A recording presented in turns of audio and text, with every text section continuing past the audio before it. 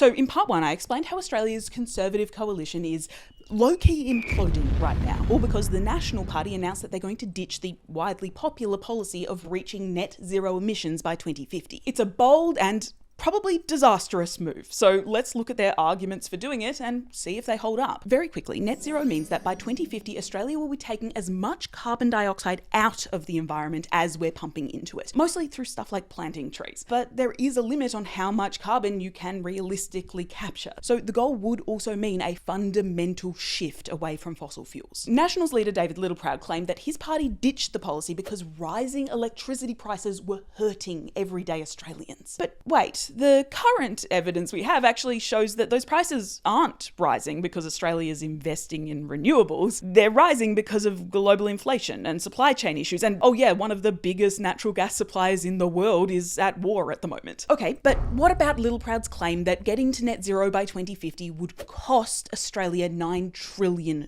A figure so staggering that it would put things like Medicare and the NDIS at risk. Well, he was referencing a report from Net Zero Australia. Except if you read the report, you'll see it actually says net zero would require $7 to $9 trillion in capital investment, like putting money into new industries and developing new technology, stuff that generally boosts the economy. Plus, a massive chunk of that money wouldn't even come from the government. It would be from private companies and foreign investment. Littleproud also warned that net zero would cost Australians jobs, but that same report he just referenced found it would end up creating an additional 55,000. Okay, moving on. One of his biggest arguments is that because Australia only emits like 1.1% of global emissions, we shouldn't be streaking ahead of other countries at the cost of our economy. And actually, the rest of the world's pivoting away from renewables now anyway. Firstly, despite, yes, only producing 1% of global emissions, Australia does have one of the highest emissions per capita of any country in the world. And secondly,